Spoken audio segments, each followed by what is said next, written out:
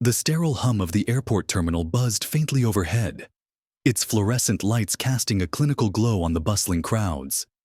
Gate 24 was alive with a restless energy, the type that only came from passengers eager to board their plane and escape the confines of the terminal. The air was thick with overlapping conversations, the metallic clatter of suitcase wheels, and the occasional announcement muffled through the PA system. Among the throng of travelers, a heavily pregnant woman stood out, not just for her condition, but for the sheer weariness etched into her face. Her name was Elena Carter, and though she tried to keep her composure, the weight of the day, both literal and emotional, was bearing down on her. Elena adjusted the strap of her worn leather bag, which dug into her shoulder with an unrelenting grip. Her other hand rested instinctively on her swollen belly, as if shielding her unborn child from the chaos around her. She glanced at the boarding pass clutched tightly in her fingers, the ink smudged slightly from the sweat of her palms. It was a simple flight from Los Angeles to New York, but for Elena, it felt like the final leg of an impossible journey. Every step she took felt like a small victory, a testament to her resilience after weeks of emotional upheaval. She inhaled deeply, the recycled air of the terminal doing little to calm her nerves. Her situation wasn't unique, but it was complicated.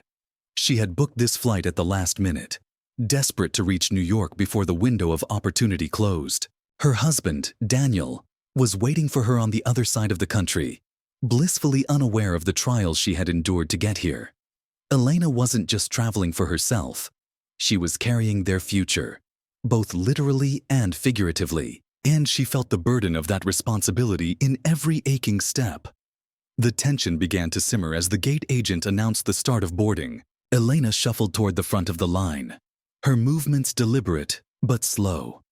Behind her, a pair of business travelers exchanged pointed glances, their whispered comments just audible enough to sting.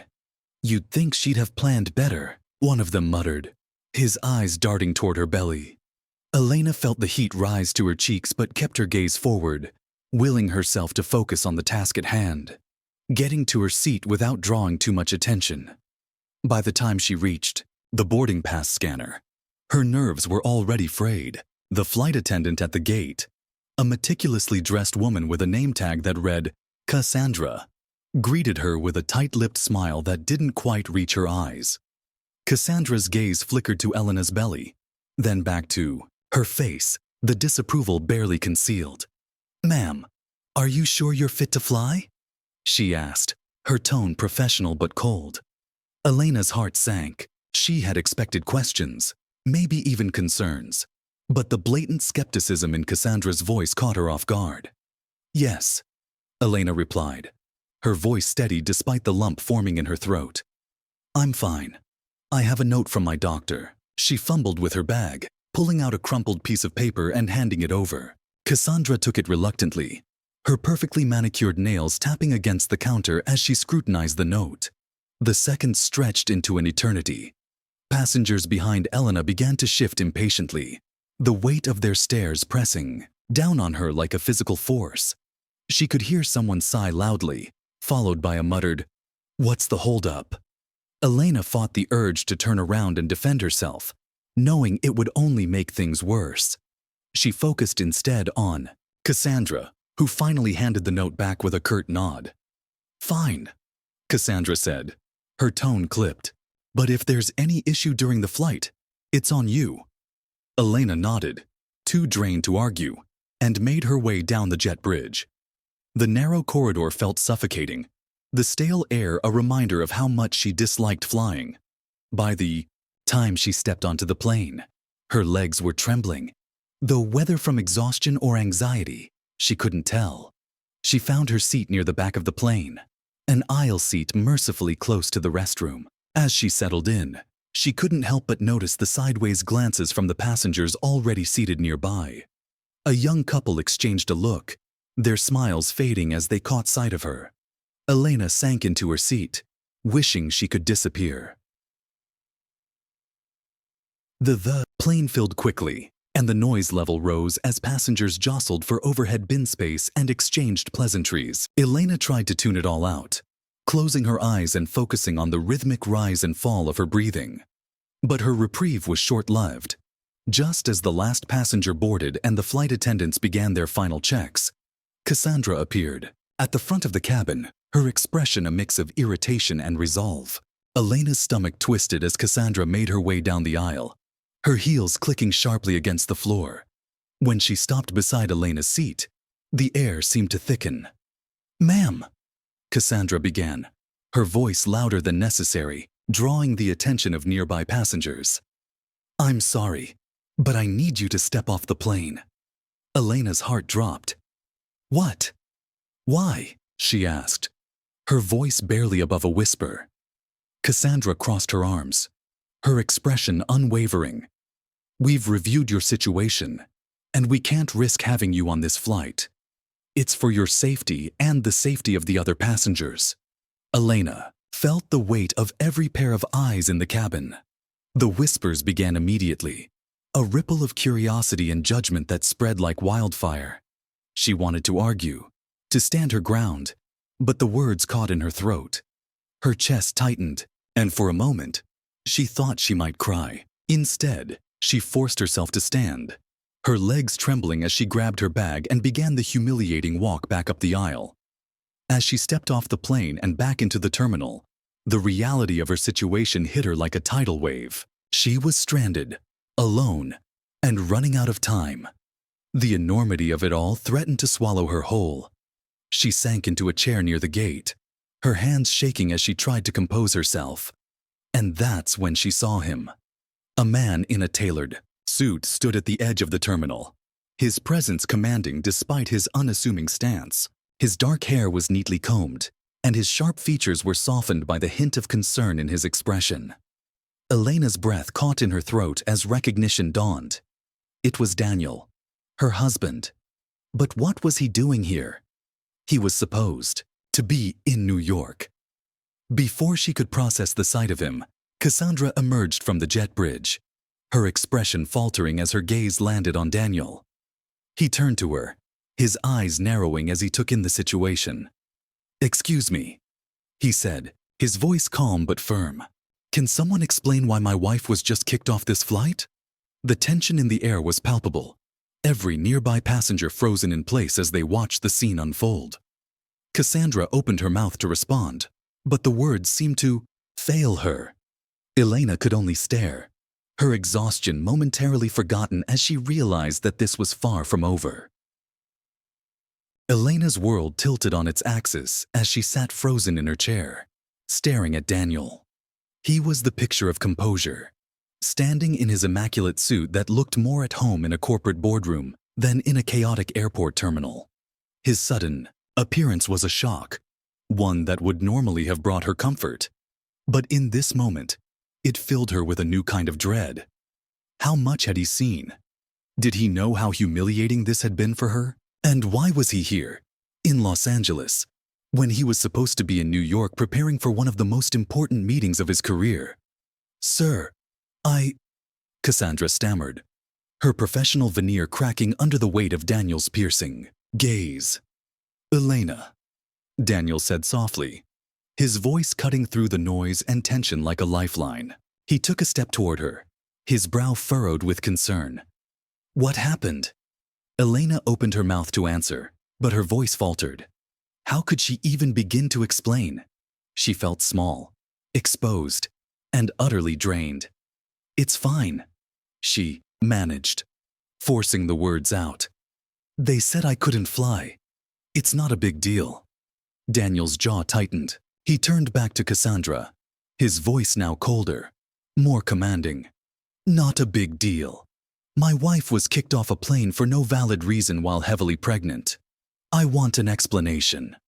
Cassandra straightened, her defensiveness flaring to life. "Sir, we acted in the best interest of safety. There was concern about her being fit to fly, and we can't take unnecessary risks. It's standard protocol." "Standard protocol?" Daniel's tone was sharp enough to draw glances from bystanders. "Did she not provide a doctor's note? Did she not meet every requirement you asked for? Or was this just a snap judgment based on optics?" His words were measured, But the accusation hung heavy in the air. Elena's cheeks burned. She hated this. She hated being the center of attention, hated the way everyone was staring at them like they were a sideshow.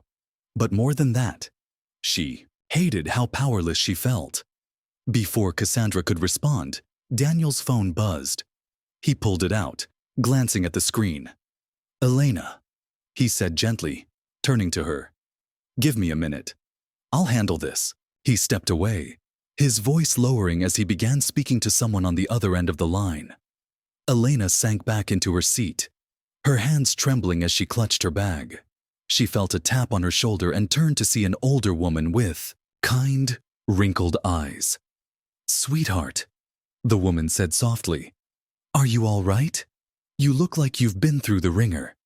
Elena managed a weak smile. "I'm fine, thank you. Just a long day." The woman nodded knowingly. "My daughter was pregnant with twins last year.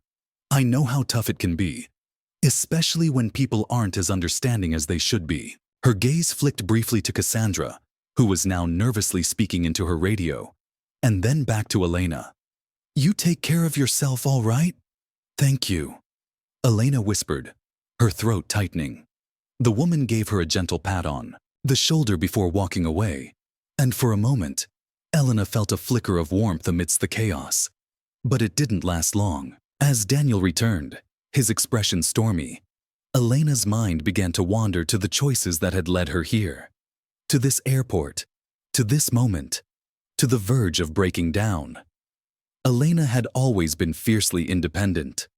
Growing up in a working class family in a small Ohio town, she had learned early on how to navigate life's challenges without leaning on anyone.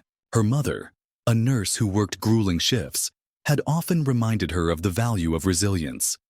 "Life's not fair, Ellie," her mother would say, her hands scrubbing dishes after yet another double shift. "But you've got to keep moving forward, one step at a time." And Elena had taken that advice to heart. She had worked her way through college, juggling part-time jobs and late-night study sessions. It wasn't easy, but she had never allowed herself to complain. When she met Daniel, a rising star in the world of business, it had felt like a collision of two very different worlds.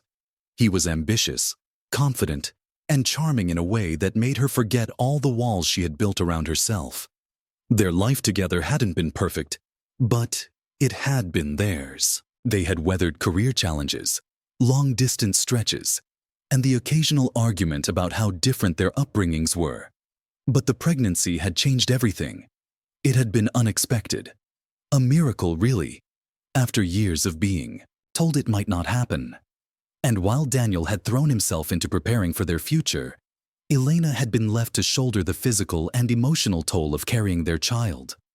She hadn't realized how much it would test her, how much it would force her to confront her own vulnerabilities. Daniel sat down beside her, his expression softening as he reached for her hand. "I've spoken to someone at corporate," he said quietly. "They're sorting this out. You don't have to worry." Elena nodded, though her heart was still racing. "Why are you here, Daniel? I thought you were in New York." His lips curved into a faint smile, though his eyes betrayed his concern. "I had a feeling you might need me. So, I wrapped up early and caught the first flight I could. Turns out, I wasn't wrong." She looked at him, her emotions threatening to spill over. "You didn't have to do that. I could have handled this." "Maybe," he said, his tone gentle. "But you shouldn't have to handle everything on your own, Elena. Not anymore." Before she could respond, a commotion near the gate drew their attention. Cassandra was speaking with a man in a pilot's uniform, her gestures animated as she pointed toward Elena and Daniel. The pilot frowned, then nodded curtly before making his way over to them. "Mr. and Mrs. Carter," he asked, his voice steady but authoritative. "Captain Marshall, I understand there's been an issue with your boarding." Daniel stood, extending a hand. "That's correct. My wife was unfairly removed from the flight despite meeting all the requirements. I'd like to know why." Captain Marshall's gaze shifted to Elena, his expression softening slightly. "I'm sorry for the inconvenience, ma'am. I've reviewed the situation, and you're cleared to reboard if you're still willing.